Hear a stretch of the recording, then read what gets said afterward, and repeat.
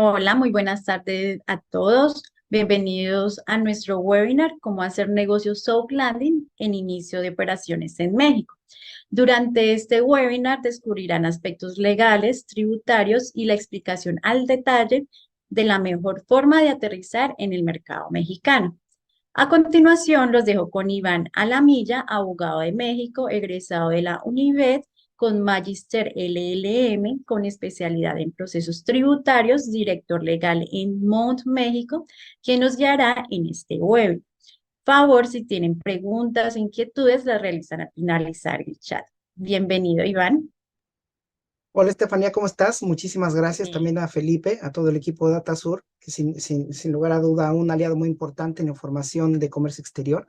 Bueno, y en esta oportunidad, con el gusto de saludar a toda la audiencia, vamos a presentar un seminario bastante práctico de soft landing, cómo hacer operaciones, cómo iniciar operaciones en México, algunos tips que seguramente ustedes ya conocen, tips comerciales, tips de cómo relacionarse con mexicanos, y si es que efectúan o llevan a cabo operaciones con empresarios mexicanos, o bien si van partiendo recién, este va a ser un seminario, una muy buena guía para iniciar sus operaciones y conocer un poco más del mercado mexicano. También en esta oportunidad tengo el gusto de saludar y presentar a mi CEO, mi gerente general de Mont Group, Marilena Amigo, quien enseguida nos va a hacer una muy sucinta, muy breve reseña, muy práctica de cómo iniciar operaciones a través de los servicios que Mont Group prestamos en todas nuestras oficinas regionales, no alianza, no corresponsalía, sino oficinas propias de Mont. Así que, Marilena, un placer saludarle y es suya la voz. Muchas gracias, Iván. Vamos a compartir pantalla.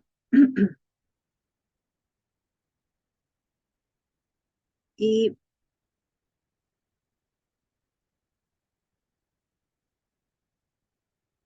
a ver, veamos. Ahí sí.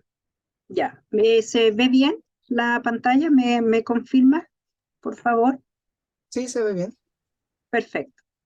Muy buenos días a todos. Gracias por haberse conectado en este webinar. Vamos a ir paso a paso. Vamos a ir explicando las razones de por qué tenemos este modelo de colaboración para los empresarios que necesitan internacionalizar su operación. Bueno, muchos de ustedes les ha pasado que se han encontrado que en más de alguna oportunidad quizás les han presentado una oportunidad de negocios en México, pero lamentablemente ustedes no se han encontrado que no tienen una operación en México, no tienen una sociedad constituida en México, y muchas veces por desconocimiento, por los miedos propios de no conocer cómo funciona la parte tributaria en México o cómo funciona la parte laboral, muchas veces los empresarios desisten de esas oportunidades de negocios que se les presentan. Entonces, el mensaje de este webinar es que ustedes tienen que atreverse. Es mucho más fácil de lo que ustedes piensan, y lo mejor es que este modelo les va a permitir a ustedes enfocarse a lo que es el negocio, a lo que ustedes saben hacer, la gestión comercial, y toda la parte administrativa queda en manos nuestras para que ustedes puedan prestar ese servicio o comercializar ese producto en México. Eh, Dado muy simple, si ustedes desisten de esa oportunidad de negocio, esa oportunidad la va a tomar su competencia. Y la idea no es esa, la idea es que usted eh, el nombre que ya tiene en sus respectivos países, de los que ya están conectados, usted pueda internacionalizar su prestigio, su marca, sus productos, sus servicios en México. Bueno, lo que nosotros hacemos es constituir, me olvidaba de algo muy importante. Si bien existen los TLC, los convenios, para que usted pueda exportar el servicio, para que usted pueda exportar sus bienes desde el país que esté. Existen esas herramientas. Muchas veces es el empresario el que a usted lo empuja a iniciar una operación, en este caso en México. Ya, o sea, su cliente le dice, mira, tu producto, tu servicio es justo lo que yo necesito, pero yo no quiero una factura de exportación. Yo quiero que tú me factures local. Y es ahí la razón en la que su cliente es el que los empuja a ustedes a iniciar esta operación en México. Entonces, lo que nosotros hacemos es constituir la sociedad, les proporcionamos el representante legal, el domicilio legal, el servicio contable, la administración tributaria. Por eso yo les decía que con esto ustedes el único foco que tienen que tener es la gestión comercial. Vamos a explicar un poquito con más detalle cada uno de estos. Entonces, cuando hablamos de el inicio de actividades, de redactar el estatuto, nosotros nos encargamos de todo, o sea, redactamos los estatutos. Para constituir una sociedad en México no es necesario que usted viaje a México a firmar los estatutos, así es que ahí hay un ahorro importante.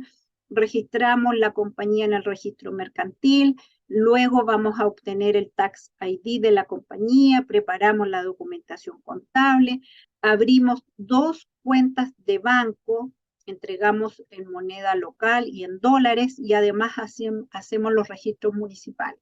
Es decir, entregamos la compañía 100% operativa. Entonces, si usted, por ejemplo, quiere, pidió, el cliente le dice que facture desde ya, usted lo va a poder hacer porque va a estar habilitado.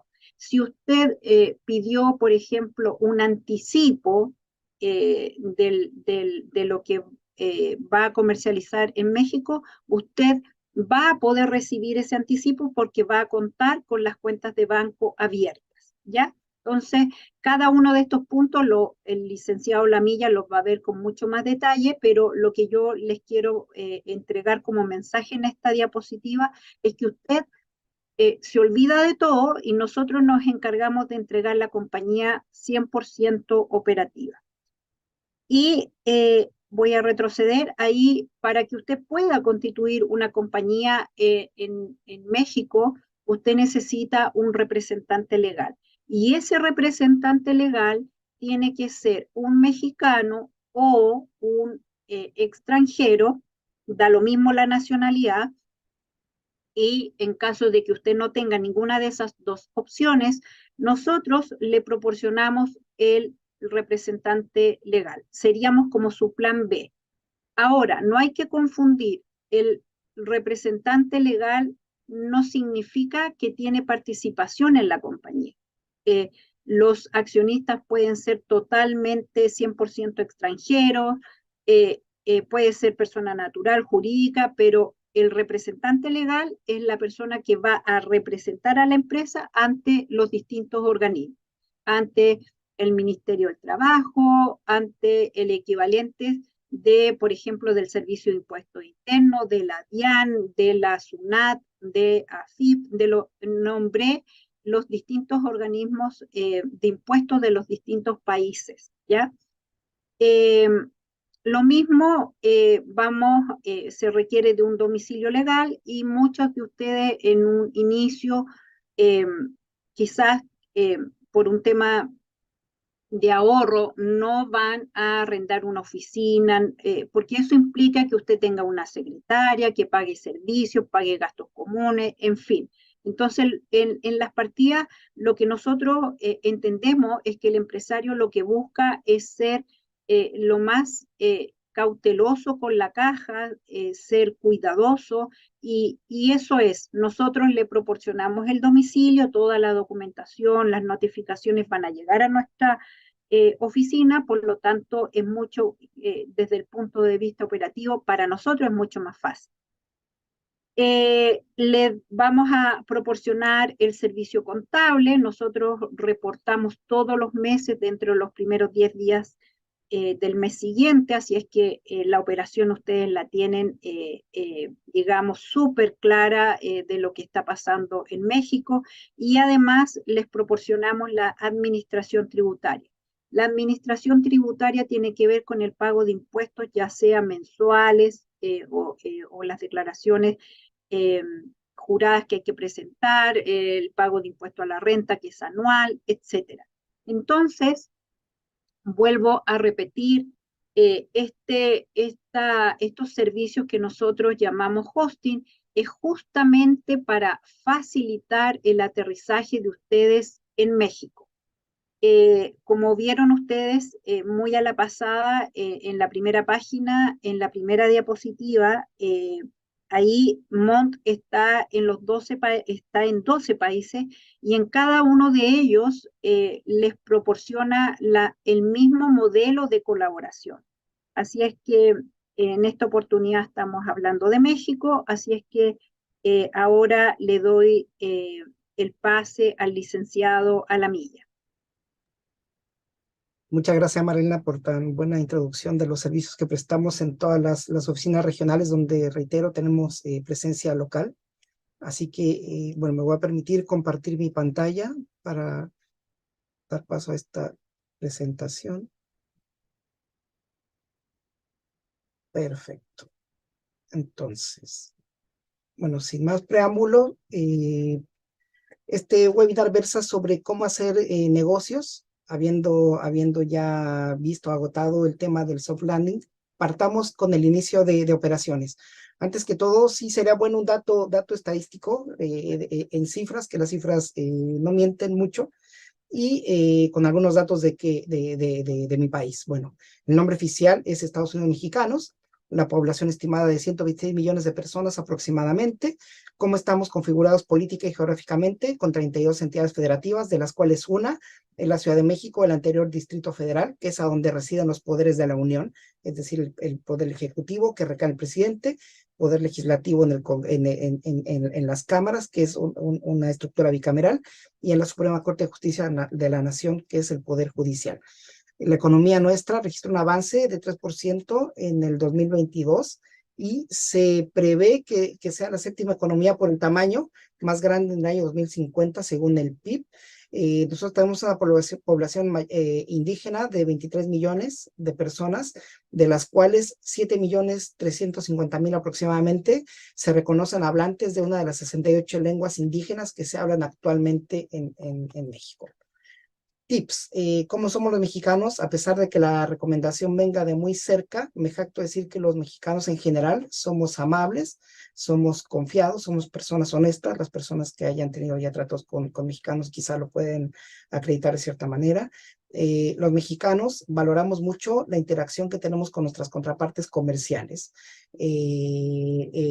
Regularmente lo que se pide es de que la persona que va a hacer negocio con mexicano comprenda un poco, se haya permeado un poco de la cultura mexicana. No necesariamente los negocios, dado como algunos latinoamericanos son en cuanto a temas comerciales, rigurosos con su agenda, el mexicano regularmente o gusta mucho de cerrar los negocios en la mesa, con una comida, con sus buenos tequilas, porque el mexicano hace negocios con la persona, más allá de la agenda, que igual es importante, pero el mexicano hace negocio con la persona, sentándose, mirándole a los ojos y quizá intercambiando experiencias personales que pueden hacer una relación comercial a largo plazo y bastante enriquecedora.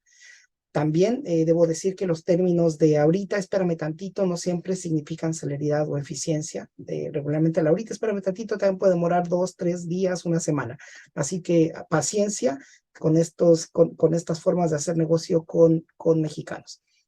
Ahora bien, la OCDE ha podido determinar algunos modelos de servicios o intercambio de bienes, no solamente con México, sino en los países de la región, en 4 grandes modelos, que son modelos a través de servicios transfronterizos de exportación, transferencia de consumidores mexicanos en el país local, establecimiento de presencia comercial en México, y donde vamos a hacer un poco más de énfasis, esto es en la forma de instalarse en el país, o bien transferencia de personas de manera temporal de su país de residencia hacia México, con algunos temas, una pincelada de temas migratorios que deben considerar de estos expat regularmente llamados. Entonces, el servicio transfronterizo de exportación en esta modalidad, el servicio es el que cruza la frontera. Es decir, el prestador no se mueve ni hace presencia en México. Ustedes pueden prestar servicios desde la nube, remotos, y se aprovecha en México. ¿Cuáles son estos servicios? Y son los más comunes, servicios de software o a través de programas de ordenadores enviados por Internet, proyectos y documentos enviados a través de la World Wide Web, entrenamiento, asistencia técnica o asesoramiento hecho a través de teleconferencia, como es el caso, y también expedición de mercancías o servicios bancarios cuando hacemos operaciones de SWIFT, transferencias internacionales, o bien compras a través del marketplace. Ahí está una pequeña gráfica de cómo se hace este servicio transfronterizo, es decir, el país proveedor presta el servicio que se aprovecha en México, y el que viaja o el que cruza la frontera virtual es el servicio, no el personal, y se aprovecha finalmente en México o viceversa. De México se presta a otros países, pero la temática de este webinar es de que se preste el servicio y se aproveche en México, porque finalmente es hacer negocios con México. Otra forma de que ustedes presten sus servicios a mexicanos es cuando el mexicano viaja al país de su jurisdicción, que puede ser Chile, Argentina o cualquier otro país de LATAM o de Europa, donde este servicio consumido por mexicanos es a mexicanos que no son residentes en ese país, y la no residencia o la residencia la determina la legislación migratoria particular de cada jurisdicción. ¿Cuáles son estos servicios? Bueno, cuando mexicanos viajan a hacer turismo, cuando los mexicanos viajan a los países a recibir capacitación, asistencia técnica o finalmente servicios de salud, que esto es bastante común. Si hay alguna especialidad médica o clínica que no existe en México o que existe que no sea tan sofisticada como en otros países, entonces, como en México, entonces el mexicano viaja para recibir esta atención. Establecimiento de presencia comercial en México. Esto es la forma en la que ustedes ya finalmente, como mencionaba Marielena en algún momento, su contraparte o su cliente mexicano les dice: yo necesito que tú me prestes el servicio en México, necesito factura local, es decir, CFDI, comprobante fiscal digital mexicano, que en México existe la facturación electrónica, y necesita documento mexicano, documento nacional. Entonces, ¿cómo lo hacen ustedes? Tienen 2 grandes figuras a través de una sucursal, que es la misma persona jurídica del exterior con reconocimiento de dicha persona jurídica en México, o bien a través de una filial. ¿Qué es una filial? Es una sociedad mexicana al 100%, pero con participación extranjera. En México, como voy a explicar un poco más adelante, no hay restricción a la inversión extranjera, salvo algunas actividades que son propias del Estado mexicano o de personas mexicanas, excluyendo la inversión extranjera. ¿A qué voy con esto? ¿Cuáles son las actividades que son reservadas de manera exclusiva al Estado mexicano? Ni siquiera a personas naturales o personas jurídicas mexicanas, sino únicamente al Estado, como un ente, como una ficción jurídica, lo que es la explotación de petróleo, en la exploración, extracción de hidrocarburos, energía nuclear, en fin. ¿Cuáles son las actividades que tienen cláusula de exclusión de extranjeros? Algunas, como es el transporte de personas en territorio nacional. Hay algunas que tienen regulación específica con un porcentaje que varía de un 10 a un 49%, o bien aquellas que para acceder a un porcentaje mayor al 49% necesitan una autorización previa de la Comisión Nacional de Inversiones Extranjeras. Es decir, estas son las formas en las que la participación extranjera puede tener injerencia en actividades propias en México. Ahora bien, una vez que ustedes se encuentran en los supuestos de operar en México bajo la norma local, tienen que primero solicitar una autorización de uso de razón social a la Secretaría de Economía. Esto no tiene que ver con el nombre, con la marca que ustedes tengan registrada eventualmente en mi país, sino con una autorización de uso de razón social. ¿Esto por qué? Porque, bueno, yo sé que en países como Chile, quizá Argentina, no sé si en Colombia, pero para poder operar comercialmente se requiere una autorización de uso de razón social. En el caso de Chile, yo sé que ustedes pueden operar bajo un nombre Inversiones Santa Rosa, SPA, SA Limitada, da lo mismo, y lo que les va a distinguir a unas de otras es el RUT o su Tax ID. En México no, en México se requiere una autorización previa para el uso de la razón social o denominación social de la empresa. También van a estar la intervención de un fedatario público, sea un notario o un corredor público. El notario conoce no solamente de actos comerciales, sino también de actos civiles. Y por tanto, el corredor únicamente de actos comerciales. Una vez que ya tienen la autorización de uso de razón social, acuden con el fedatario, tienen que inscribir la sociedad con una autoridad que ustedes deben aprenderse, Servicio de Administración Tributaria, que es el homólogo del Servicio de Impuestos Internos en Chile, para obtener el registro federal de contribuyentes o bien el homólogo del RUT.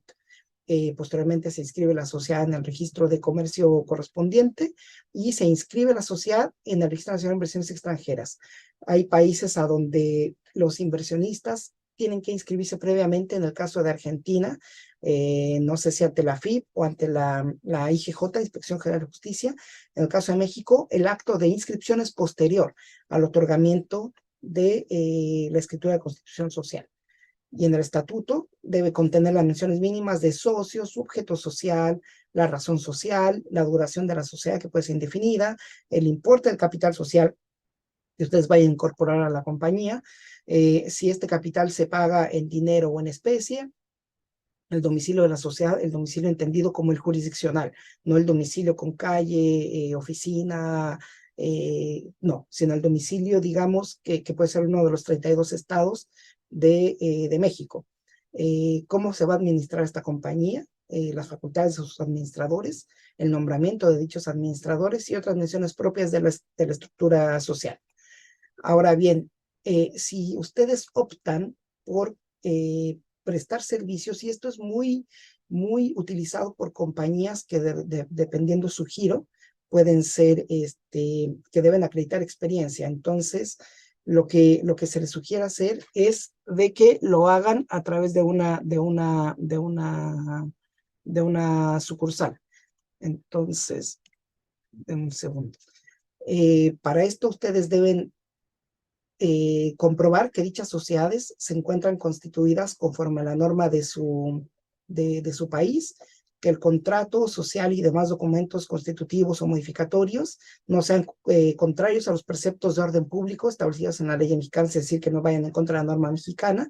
Y muy importante es de que tengan designado un representante domiciliado el lugar donde van a operar, es decir, un representante que sea identificable en México para contraer obligaciones y responder de las obligaciones que dicha casa matriz a través de su branch o de una sucursal puedan contraer. En México existen 7 tipos sociales que son muy comunes en la región. Seguramente por el nombre les serán similares a las que existen en sus jurisdicciones: sociedad nombre colectivo, incombatita simple, responsabilidad limitada, la sociedad anónima, que es la más utilizada para los negocios, comandita por acciones, sociedad cooperativa, y la sociedad por acción simplificada. Este es un tipo social bastante similar o común a la SPA chilena, a la SAS colombiana, a la SAC peruana, y entiendo que la SAS argentina. La única diferencia es que esta SAS, o esta Sociedad por Acciones Simplificada mexicana, únicamente opera para personas naturales que tengan residencia en México.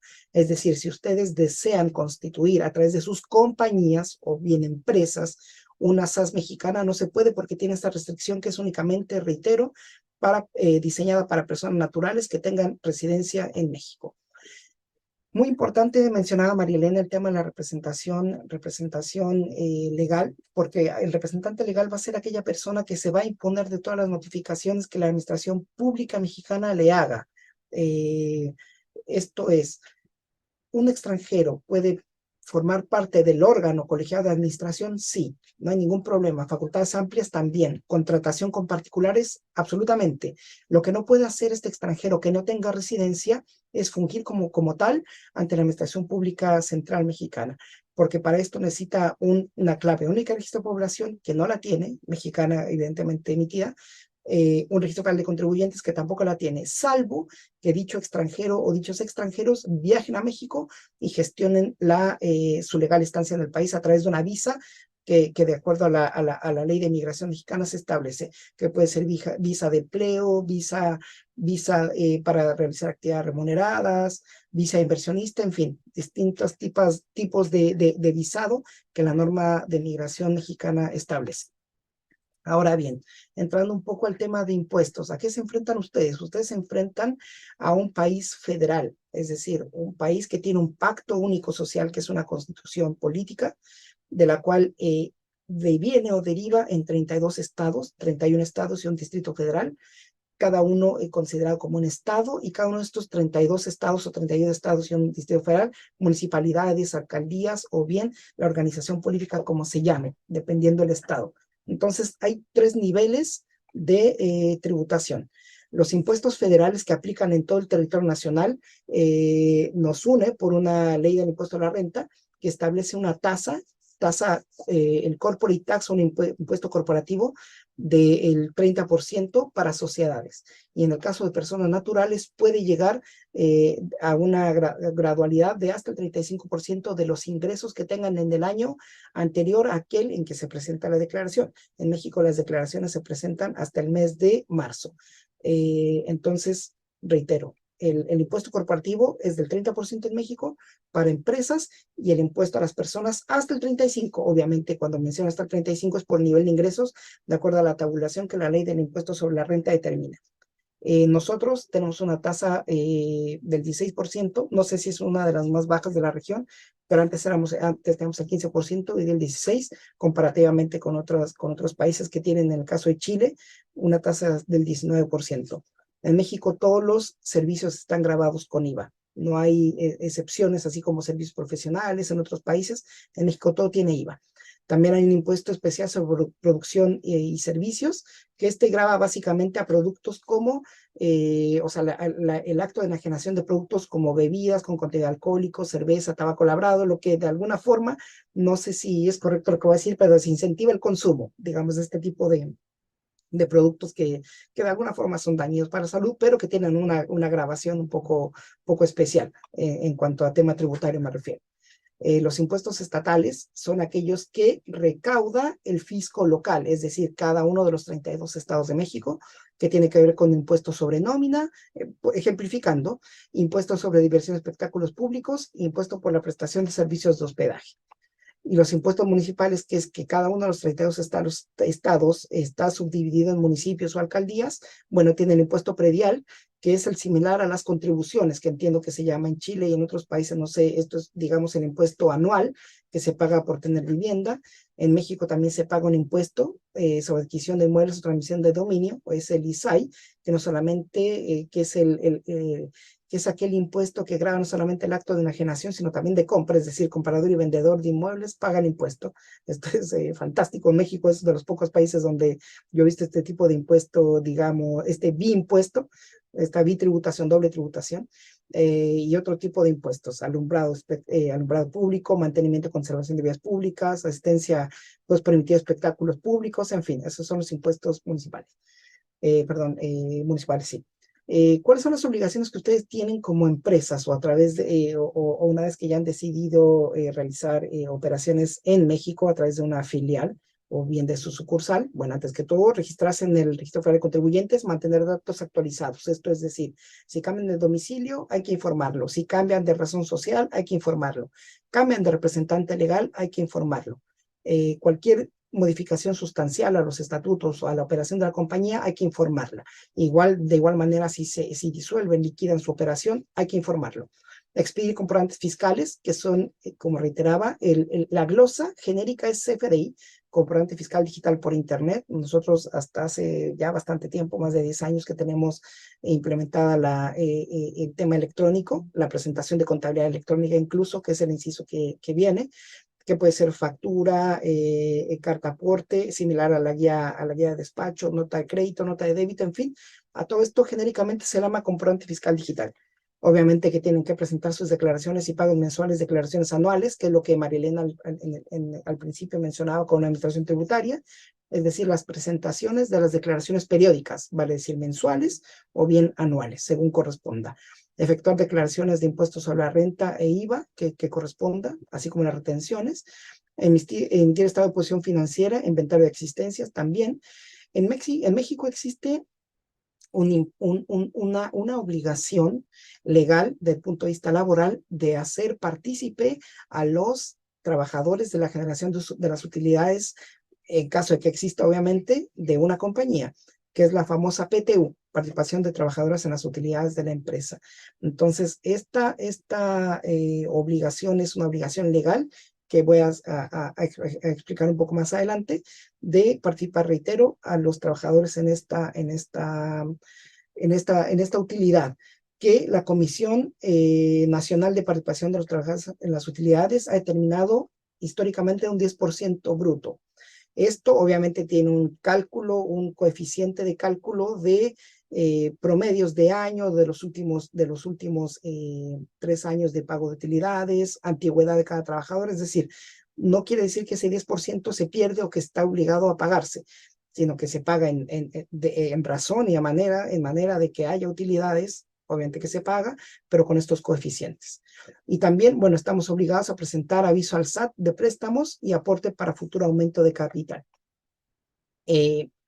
Un tema muy importante y que hoy día está muy en boga en México, donde bueno, yo debo ser totalmente consciente de la situación que existe en el país de operaciones con recursos de procedencia ilícita, donde quizá delincuencia organizada ha encontrado algunos nichos de oportunidad para realizar estas operaciones. No me gusta ser tan coloquial en las expresiones técnicas que doy, pero entre comillas, para lavar dinero. Entonces, existe una ley federal para prevenir operaciones con recursos de procedencia ilícita que ha determinado algunas actividades que son como vulnerables.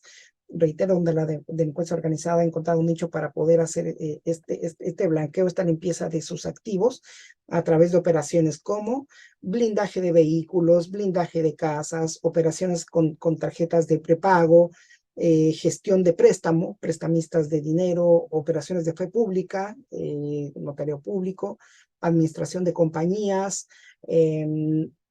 subasta, operaciones con relojes, piedras preciosas, donde la ley de la materia ha detectado a través del organismo estatal que es la Secretaría de Hacienda, que la delincuencia organizada ha encontrado una forma de hacer operaciones. Estas están determinadas en la ley de la materia, y si ustedes se dedican a alguna de estas materias, que puede no ser ilegal, obviamente, pero sí hay que tener un registro, un empadronamiento de estas actividades y estar constantemente actualizando la información y empadronado de estas actividades.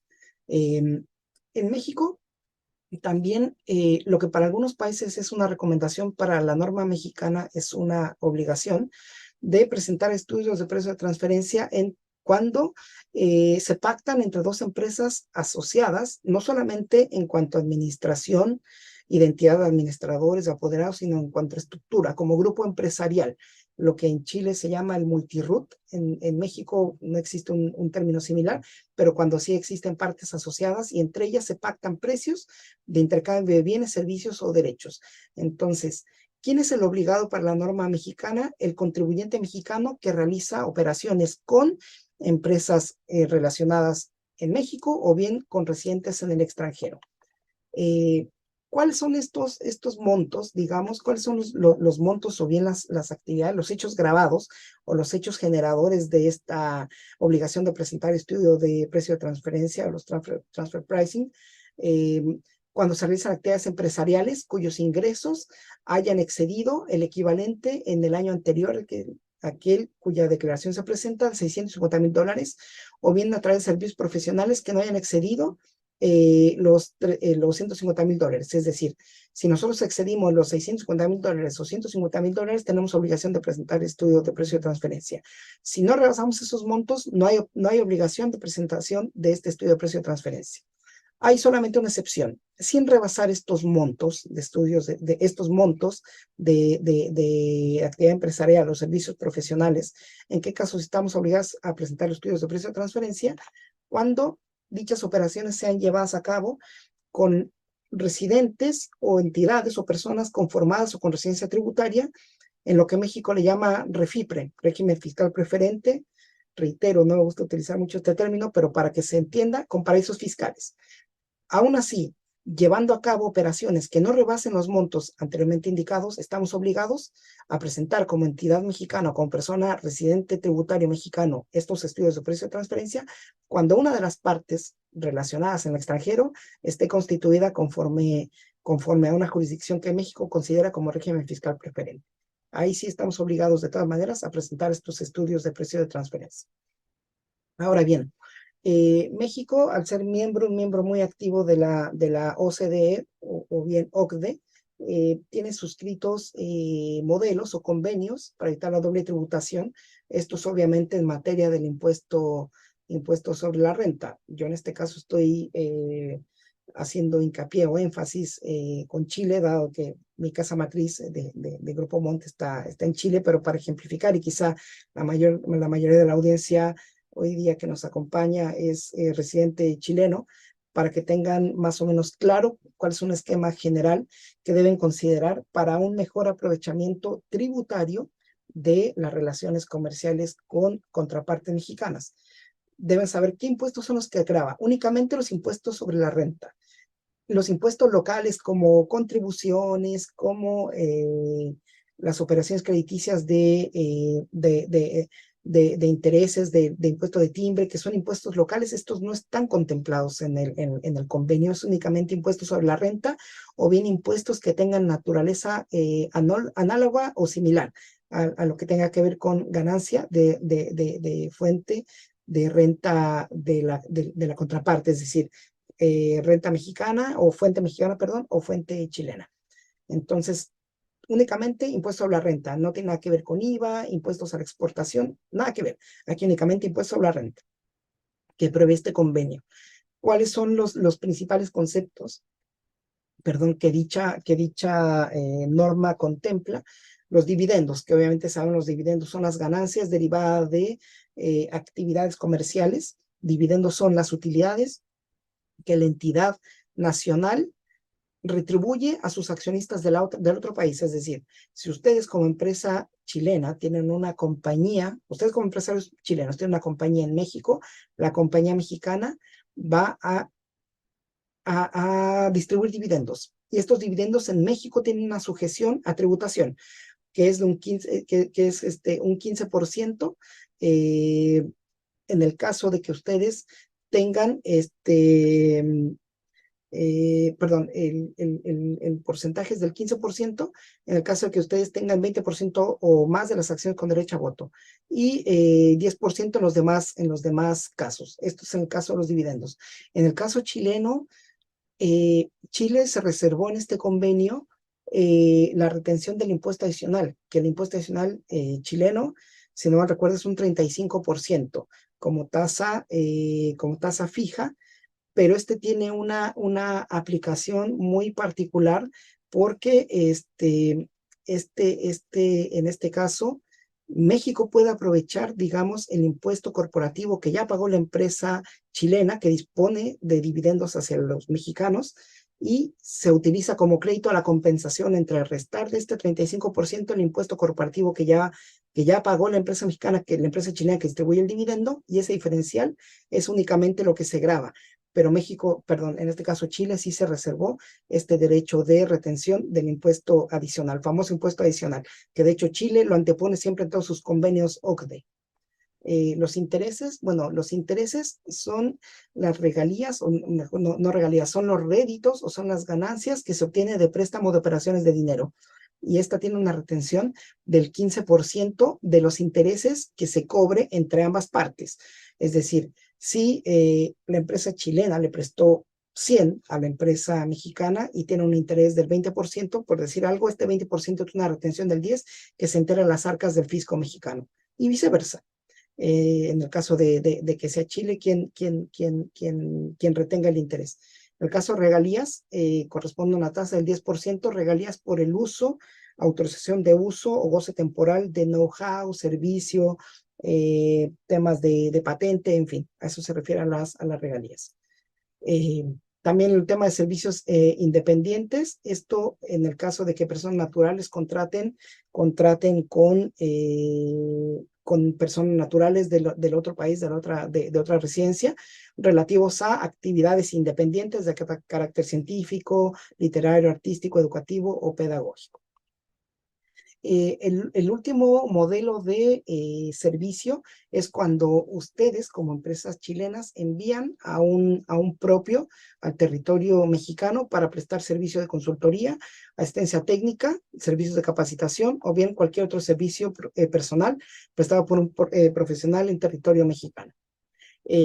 Un aspecto que deben considerar de igual manera es el aspecto laboral, una vez que bueno, son preguntas básicas que siempre nos plantean, o las grandes inquietudes que siempre nos expresan los clientes o potenciales clientes cuando van a instalarse a México. Es casi que sagrado preguntar: efecto tributario, ¿cuánto me cuesta? ¿Cuál es el régimen laboral? Entonces, el régimen laboral en México, ustedes deben de saber que la norma mexicana es muy proteccionista del trabajador y, paréntesis, muy proteccionista a su vez del trabajador mexicano, nacional mexicano. Entonces, ¿qué considera la norma? Que el trabajo es una actividad personal subordinada y no es un acto de comercio. Todas las disposiciones de la norma laboral mexicana, a pesar de lo que pacten las partes, empleador y trabajador, son irrenunciables. El trabajador no puede renunciar al hecho de tener un salario, de tener condiciones de trabajo que la norma determina como mínimas, de cumplir un horario, que en este caso se determina por un contrato de trabajo, que sea por obra, por tiempo determinado, por temporada, de tener una jornada de trabajo conforme a la disposición de la ley de la materia, de participar en las utilidades de la empresa, de recibir un aguinaldo equivalente a 15 días por lo menos de salario anual, de poder asociarse en el caso de algunas actividades en sindicatos con a lo menos 20 personas. El régimen de subcontratación en México hoy día está acotado para actividades especializadas, sobre todo de grandes obras de ingeniería. Y también hay un tema bastante importante. México, como reiteré hace un momento, la norma mexicana laboral es bastante proteccionista al trabajador mexicano, y siempre prevé que en un universo de trabajadores, a lo menos el 90% de los trabajadores sea mexicano o de nacionalidad mexicana por nacimiento o naturalización. ¿En qué casos este porcentaje puede no cumplirse? Como tip, digamos, esto es cuando se aplique a directores, administradores o gerentes generales, es decir, grandes cargos de administración no están, o sea, se exceptúan de esta norma del 90-10. En el caso de que esta fórmula de 90-10 se rebase, ya sea porque el trabajador mexicano no conoce esa parte de la ciencia, arte o técnica para poder desempeñar esas funciones, entonces ahí se puede rebasar el porcentaje, puede aminorar el porcentaje de 90% de trabajadores mexicanos, pero en este caso el empleador está obligado a capacitar a los mexicanos para que esa expertise que obliga a tener menos del 90% de mexicanos vuelva a ese equilibrio de 90-10. ¿Cómo se integra el salario en México? Las prestaciones mínimas, de acuerdo a la ley del Seguro Social, que es la ley que regula las relaciones obrero-patronales entre instituciones privadas y mexicanos, o bien residentes en México, trabajadores que presten trabajo para la industria privada en México.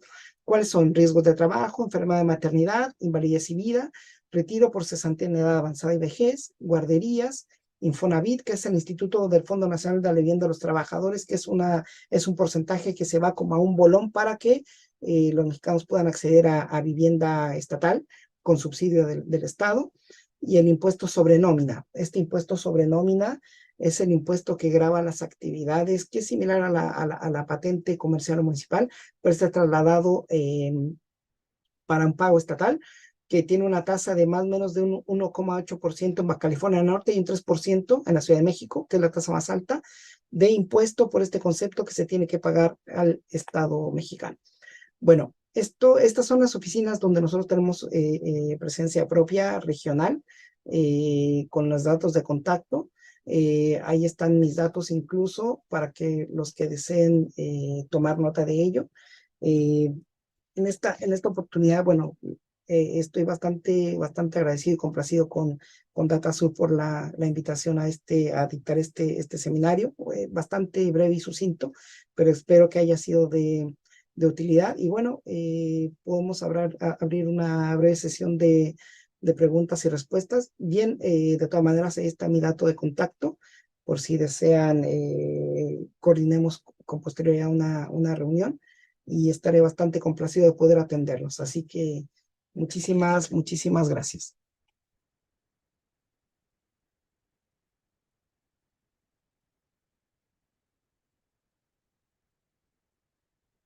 A ver, yo estoy mirando ahí,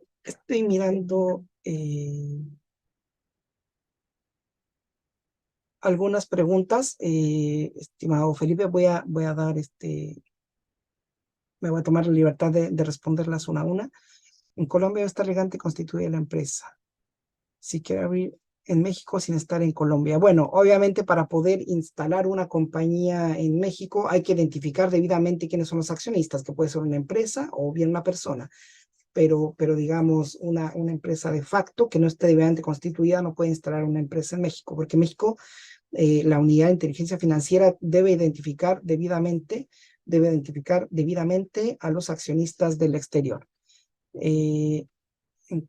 En caso de que se venda esa entidad de gobierno, ¿cómo se puede habilitar para que la empresa sea un operador por parte de la Alianza del Pacífico? La verdad que el tema de Alianza del Pacífico es un tema que hemos conversado bastante. No es que se haya agotado el tema, pero nosotros hemos visto que los esfuerzos han sido meramente diplomáticos y de buenas intenciones, pero lamentablemente no se ha establecido como un documento legal, así digamos, una alianza material que determine lineamientos para poder acogernos o apegarnos a esta norma de Alianza del Pacífico como a nivel tratado, sino que simplemente, reitero, no lo quise llamar de manera para que no suene así de esa forma, no es mi intención, pero son meramente buenas intenciones. Pero básicamente hoy día nos tenemos que apegar a los acuerdos binacionales que existan. En cuanto yo hablaba hace un momento del convenio para evitar la doble imposición en materia de impuestos sobre la renta, estos cuerpos normativos legales internacionales que existan, o también a través del TLC. La verdad que la Alianza del Pacífico no ha hecho a pesar de que hay mesas de trabajo, foros y demás, no se ha llegado a un consenso de documentos legales definidos y sancionados, es decir, autorizados por los congresos de los 4 países. A Paola Bravo, ¿podremos recibir la grabación? Sí, por supuesto, no hay ningún problema. Me imagino que los amigos de DataSur lo van a poder distribuir. A dos Castellanos, ¿cuánto tiempo demora en aperturar, realizar operaciones? Bueno, depende mucho de que quizá la pandemia nos agarró a todos un poco desprevenidos en cuanto a temas tecnológicos, que ha tenido que automatizar o ha obligado no solamente a las empresas, sino al organismo, al aparato burocrático y estatal de todos los países a automatizar sus procesos. Hoy día en México, digamos, desde que se tiene toda la documentación apostillada, debidamente identificada, a los accionistas del exterior que van a realizar operaciones en México, aproximadamente demora un par de meses el inicio de operaciones en el país. Dice, si estoy en México, quiero realizar operaciones con Chile, ¿está bien posible la apertura de la misma figura representante? A ver, un tema bien importante que no se abordó a detalle, pero que es muy importante, y gracias la verdad que no sé el nombre, pero de apellido Castellanos, es no riesgoso, pero cuando ustedes realizan operaciones en México a través de un representante que realiza actividades comerciales, cierre de negocios y que contrae obligaciones en relación de la casa matriz, aquí se está generando un establecimiento permanente para la compañía local. En este caso estamos hablando de la compañía de Castellanos, que está en Chile. ¿Y esto qué determina? El hecho de que ustedes configuren un establecimiento permanente los obliga a registrarse como un contribuyente para todo efecto en México. Es decir, llevar contabilidad, presentar impuestos, declaraciones, administración tributaria y todo aquello que tenga relación con el cumplimiento de obligaciones o la respuesta a obligaciones contraídas por este representante. Por eso es muy importante que ustedes, es muy caso a caso, pero que ustedes puedan determinar este riesgo. Si tienen un representante, un independiente que solamente realiza actividades de prospección de negocio, qué sé yo, ahí no hay ningún problema. Pero en el caso de que realice operaciones y que esta persona se presente como un empleado, digamos, de su compañía, estaría configurando un establecimiento permanente. Entonces, ahí es, más que un riesgo, es una contingencia que ustedes deben evaluar. Dice Ligia Constanza, nosotros estamos en los trámites para estar en Puebla y el objetivo es empezar el nuevo año. Contacto, bueno, mi contacto se encuentra ahí igual se los voy a compartir en el chat.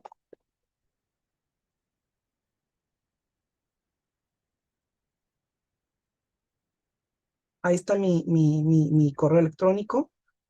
También por ahí vi que alguien dijo...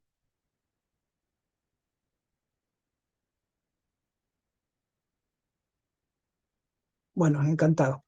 Sí, bueno, es muy importante que ustedes puedan identificar bien su negocio, que su negocio no tenga restricciones para operar en México conforme a la ley de inversión extranjera, que no tenga restricciones en cuanto a nacionalidad, que no la hay, pero digamos que no tenga montos máximos de participación extranjera. También muy importante que cumplan con estos elementos que mencionamos al principio a través de Marilena, mi gerente general, que es de poder contar con un domicilio tributario, un representante legal, un contador que pueda apoyarlos en las gestiones de los procesos contables y tributarios, y la administración tributaria entendida como las presentaciones periódicas de impuesto. Así que, bueno, no sé si existe alguna otra duda o pregunta, comentario, son bienvenidos, tenemos un poco más de espacio. O si no, agradecer a los amigos de DataSur, reitero, un partner, un aliado estratégico para nosotros en materias de información de comercio exterior. Este video va a estar a disposición de ustedes, al igual que mi presentación, y también quisiera agradecerles a ustedes y también pedirles de que sigan a Mont Group a través de nuestras distintas redes sociales, LinkedIn también, donde en esta página estamos nosotros constantemente publicando y lanzando alertas que son información de contingencia legal en cada uno de los países donde tenemos presencia propia regional y que son de actualidad. Nosotros estamos constantemente llevando a cabo estos seminarios para hacer un poco más suave la llegada de ustedes como inversionistas en otros países, y encantados de poder ayudarlos en estos procesos. Así que, bueno, muchas gracias, Felipe. Te doy la palabra por si deseas sumar algo a esta presentación. Hola Iván, oye, agradezco un montón esta presentación, sin duda un tema demasiado interesante. Sé que nuestros asistentes lo disfrutaron, lo van a poder revisar nuevamente en nuestro sitio de redes sociales de YouTube. Ahí va a estar la grabación de este video y también comentarles que vamos a seguir haciendo charlas con Mon Group, así que pronto les va a llegar invitaciones para estos eventos. Y nada, como reitero, muchas gracias Iván por haber expuesto hoy día, muchas gracias a los asistentes y que tengan una muy buena tarde y estén atentos a sus correos porque prontamente les iremos llegando una invitación para los próximos eventos de DataSur con Mongo. Eso, Iván, muchas gracias. Encantado, muchas gracias. Mando un fuerte abrazo y que esté muy bien. Saludos. Espero que estés bien. Chao, chao.